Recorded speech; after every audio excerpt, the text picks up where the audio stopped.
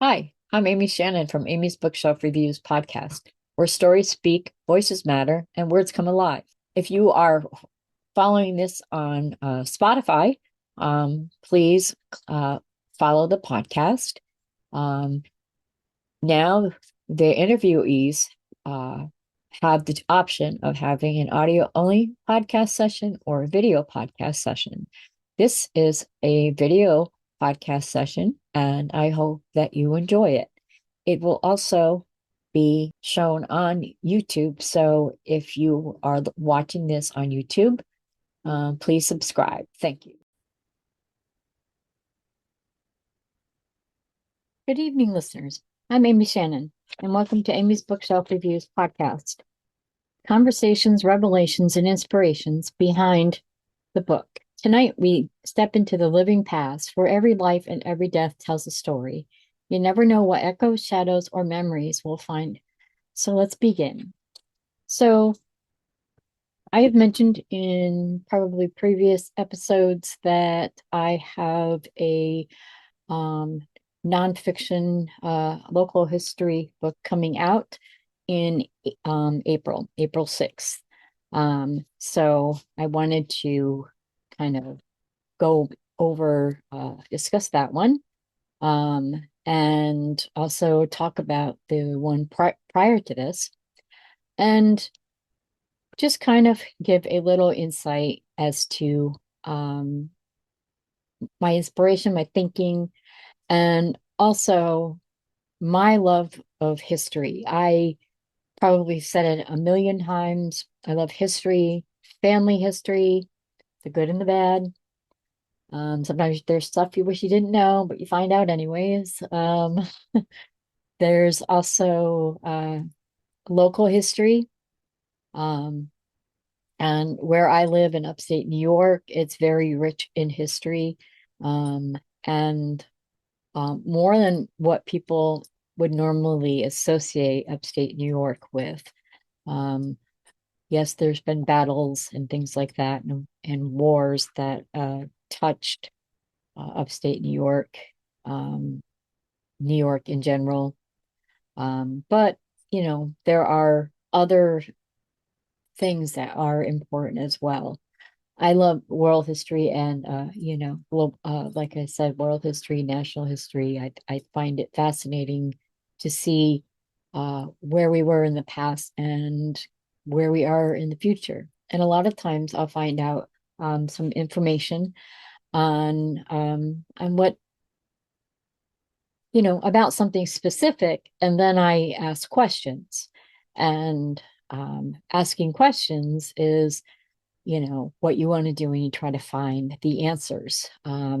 Recently, I've in the past a couple times, I have two articles, excuse me, um, that I had written for our Saratoga County Historical Society. This is really one of those things, and so I've published those two articles. They go on their website, the free newspaper called Saratoga Today. Post an article in there what you've written. Yours is automatically put on the New York State Almanac. It's kind of cool. And I go get the paper newspaper ones, and I frame my articles. So, and if I can't find it, um, they're very nice enough to send me an actual copy um, of the newspaper with the article in it. And thank you, because I received one for my last article about the Ballston Spa School of Law. And not a lot of people understand that there wasn't um, a long time, but there was a law school in Ballston Spa. Ballston Spa is a small town. Um, there's a village, and then there's the town of Boston, and then there's the town of Milton, and there's surrounding cities. I live in Malta, and though Malta and Ballston Spa are distinguished between two separate zones, they have the same zip code. So if you send me something, it could be Ballston Spa or Malta, I'll still get it. That confuses some people, and sometimes I can't remember who has it written as Malta, who has it listed as Ballston Spa. But with that, the first thing I wanted to do is share a little bit about how I got started on this new path of writing. I recently decided to focus on nonfiction historical books, local, and go from there. And also children's books. And my kids are long grown up, but I find that and everybody knows that I believe that adults should read children's books. And that's another show, another segment. So with the living past, I gonna just kind of give you an overview. So I'm gonna share my screen, and the first one is this one. This is the actual cover of my book, Ballstown, A Community of History, Friends, Neighbors, and Lingering Spirits. And this is the book that I published in March of 2024. It is one of those things that, um, let's see here. Okay.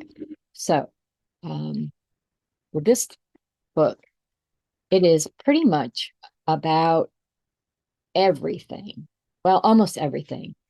It's about how Ballstown came together, who founded it, and also it's about pretty much everything from when it got started to the incorporation of the village of Ballston Spa, why people flocked here, and also things that happened over the years. So I have a lot of information about its people, its businesses, the various hamlets that may they no longer exist, things like that. So this one, um, and that basically it's a before the towns of Milton and Ballston stood apart, they were one, Ballstown. It was named after Eliphalet Ball. The book is not just a history of land, but a tribute to the lives that shaped it, settlers, poets, neighbors, and forgotten voices. Their stories, some buried, nearly lost, are revived here through historical accounts, personal writings, and heartfelt homage. From the incorporation of Ballston Spa to the quiet echoes of those who walk the streets, it invites the readers to witness a community stitched together by memory, resilience, and spirit. I'm Amy Shannon. This is my hometown, and this is its story. This, at the time I wrote it, was going to be like a one and done, but it is now part of my series called Ballstown, A Step Back in Time. And that is with that. Um, so my inspiration for that book was I have this paranormal book called The Forsaken. I recently updated the cover. And so it kind of stands out a little bit more. And it's the first time that I wrote a story that featured my real hometown. Um, I refer to places inside Boston, and I had to do research to make sure that my information was historically accurate because the main character in my book is a historian, and she also is paranormal, so she also can converse with those who have been passed away, especially her family. And the house that she grew up in is in the middle of the village cemetery. Um, there was a house there a long time ago, um, but it's like a maintenance thing now. Um, the cemetery's land had certain land, and then farmers that surrounded it actually donated their land so it could grow. And it was originally going to be just a Catholic um, burial ground, but what they did was they created one specific for Catholics, St. Mary's, not too far from the regular one, and this was is for any denomination, um, uh, any status, from just your ordinary person to those that held a high honor either in history or wealth or both, or some type of high status. They could have owned a bunch of hotels or one of the founders of the Springs to make them more accessible to people. Um, but that's kind of how it just kind of got put together.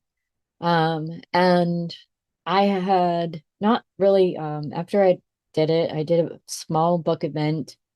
Yeah, people showed up. I was glad. I haven't done a book event in a very long time. But then I kind of put some other people's work as in front of mine. And then they started, the Historical Society started sending out these calls to local historians for articles. So I had been wanting to share this woman's story for a very long time. It was in my first book, but not her complete story. And it had just been set aside. So I thought I was going to do some biographical sketches. And they, when they called, they did a calling for, I jumped at the chance to share information about her. Her name was Lucretia Booth. And she took after her mother, and both her and her mother persuaded their husbands to open a school for girls, so that they could have comparable education. And then later on, when I was doing some more research, I came across in my notes, because I have a lot of research notes that I didn't even use yet, and found out there was the Ballston Spa School of Law. So that kind of dragged me back to create the article. And then I felt finally, I mean, I don't work for the county, but I am now considered a local historian because I do the research. I do my due diligence to find the truth. And if I can't find it, um, I make that note. Or if there are if there is conflicting information, I also make a note of that as well. It is not easy to get records from the 1800s. And it is harder to get records about women in that. So my book, I finished, and right now it's in the hands of my uh, second cousin. He's a local county historian, and he was a journalist pretty much all his life. And I asked him to read my book and if he was up to it, write a foreword for it. So I'm waiting for that to come back on my desk. Um, but the book is pretty much without that. It's all set to go. It's going to be released on April 6th because that is the date that Malta was put together as Malta, a town in within Ballston. So I have and share the cover with you for this. So this is the cover. Um, the reminiscences of Ballstown, echoes and whispers of forgotten legacies. And of course, I put this here because my other book actually was in the historical area of local history and war history. It was one of the top 10 best-selling. So that gave me that credence to that. Um, and uh, this one is a bit different, because just, it's not about the town itself. It's about the people in there. And it's like I wanted to bring what what I knew about people, and they didn't have to be notable people. Um, famous or prominent. I mean, if you go to cemeteries, you can tell if someone, based off the size of their monument, you know, if they were, um, maybe even their family didn't buy it, but they wanted, it was tall, it was huge, or, you know, it brought your attention to that person's grave. Um, but I wanted to also, there are people that maybe you didn't know about. There are people I didn't know about. I did cemetery tours for myself. A local cemetery I went to a couple times because I wanted to make sure I had all my information. And I would just ride around in my scooter or my wheelchair, and I would make notes of names that kind of just stood out to me for no apparent reason. And I would write their name down, take a picture of their marker. Um, I took pictures of markers of prominent people that I wrote about. I took pictures of markers that people that I didn't know anything about, never heard of. And when I got home, I researched the ones I hadn't heard of. And then I wanted to find out too, because I didn't always know the history behind some of the prominent ones. The cemetery that I went to in Malta is the Dunning Cemetery, and it was on Dunning Street. But I didn't know much about it except for what I read on the landmark markers. And so that kind of got me curious. So I visited all of the Dunnings at their gravesite and honored them, thanked them for their service, and made a note of each one, and then wanted to find out more about the family.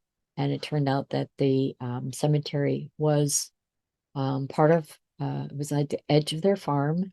And the first Dunning wife to pass away, she was the first one buried in that cemetery. Later, it became a family cemetery, and then later it grew into a public cemetery.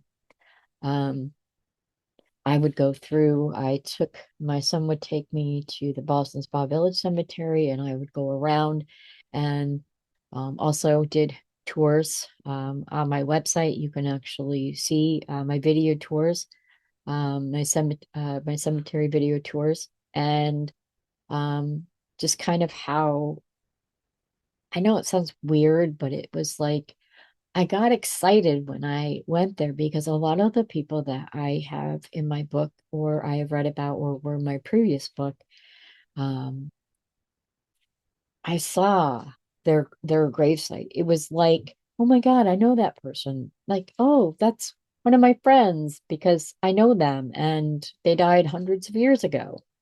And I did my best to honor all of them. And when I came face to stone with Lucretia Booth's marker, it just kind of hit me, um, like I felt something, and I don't know what it is, but something incredible, like, she was being remembered. And I think that when we're all gone, um, you know, we one of the things we wanted to be remembered. Um, it's hard when if you're the last one standing in your family that there's nobody to remember you. Um, a lot of times bloodlines are gone. Um, they ended a long time ago. And so according to this is what my cousin Bill told me. He said that this book that he's reading of mine he found it very valuable because I point out to people that nobody heard about, and the only way they would find out about somebody is first if they knew they existed, and two, they would spend hours and hours in the library or doing research or whatever. And he's like, the only people that would love to do that is me and you. And I was like, oh, definitely, yes. I found a lot of interesting information about people. And as I had mentioned, that sometimes I just found a name, I did research and wanted to find out about people. And those people's lives are in the book. I have um, individuals. I've held out for, I did Women of Worth. Um, I honor those women that were able to, even if it was having to have their husband do something, in order for them to be able to do something.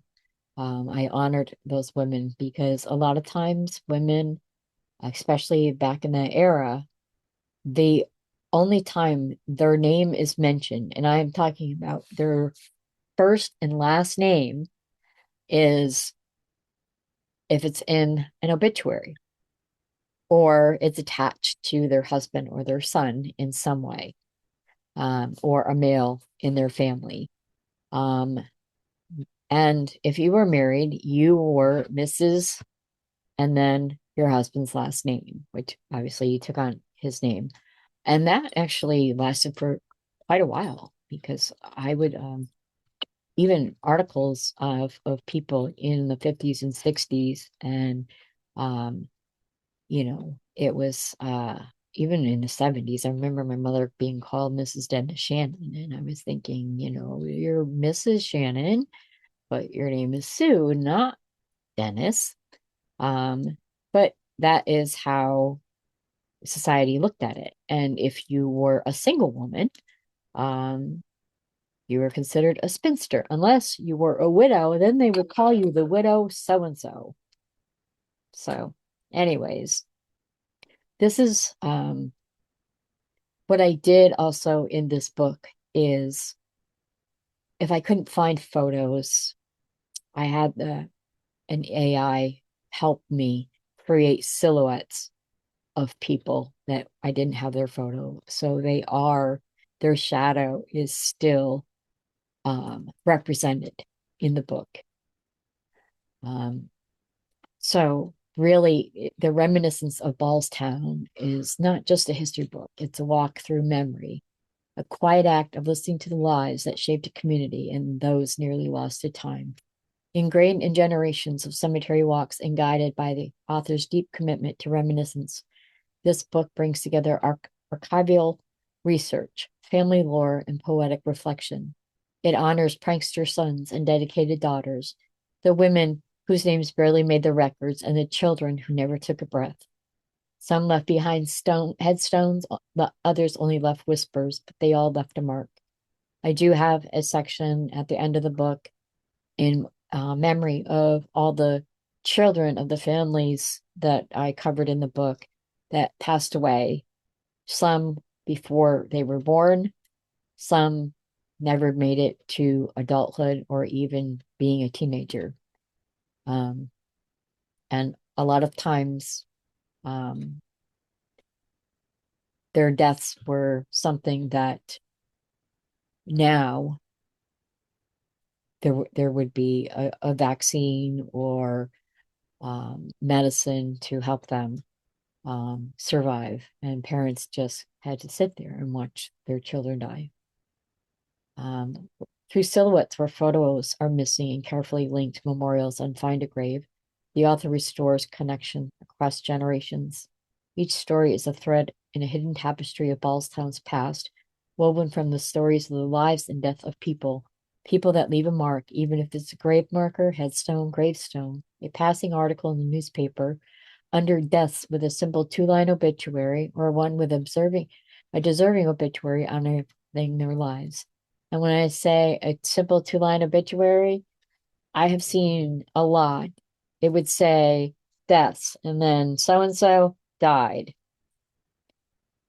That would be it.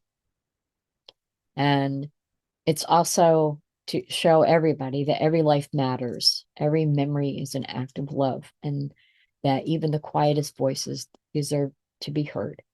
So it's not just about history, it's about people, farmers and black and white smiths, blacksmiths, business owners, shop owners, um, industrialists, manufacturers, bankers, lawyers, judges, doctors, mothers, sisters, wives, children that grew up. children who did not grow up, uh, those who served in the military, those who served their community, and those who set precedents for printing. And there's even the story about a man who was a telegraph and operator. And back then, it was actually an art. And when you think about what they did through Morse code and being able to write everything down, and they knew everybody's business because they were getting messages. So that was an important job as well. And it was start of uh, what is now, well, start of Western Union. And I found that that was kind of interesting. I've only seen telegraphs in a museum. I've seen them used in like old movies and things like that. And when you think about what someone had to do, first they have to learn Morse code, um, and other times, um, and they have to write every little thing down and then give the message to whoever it was going to. So I'm going to stop sharing my screen and come back to me. And here I am. So history is one of those things that it's always in the past.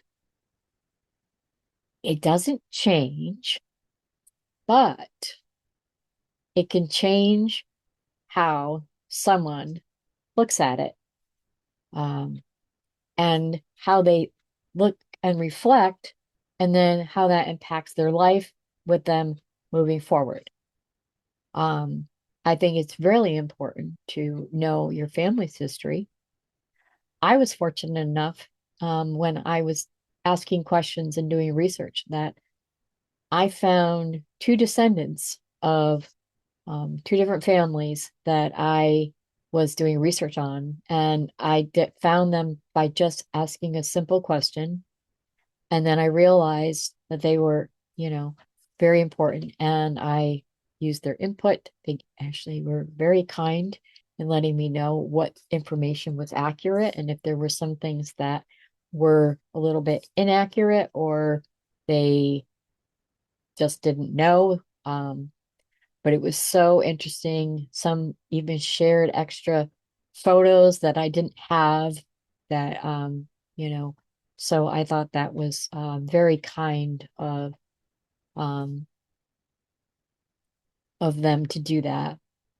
And I greatly honor them. And of course, they are mentioned in the book with a great deal of thanks, along with other people as well, especially my family and who listens to me, even though they do like history. So when I talk about that kind of stuff, they're like, oh, yes, that's cool.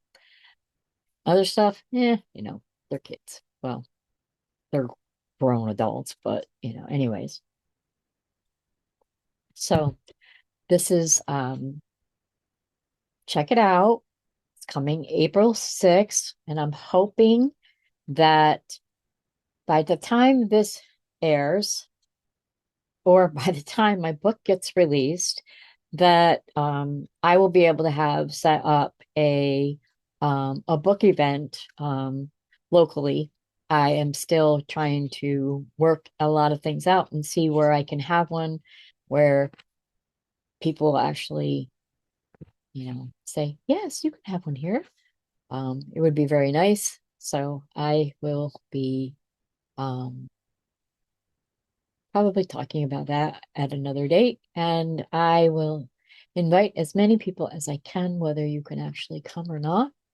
Um, and maybe I'll do it as a live stream. I don't know.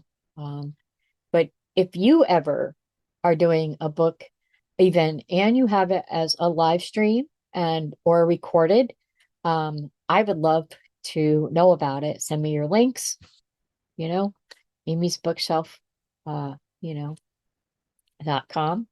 Um, you know, get send me an email, whatever you want. So, again, I thank you for listening.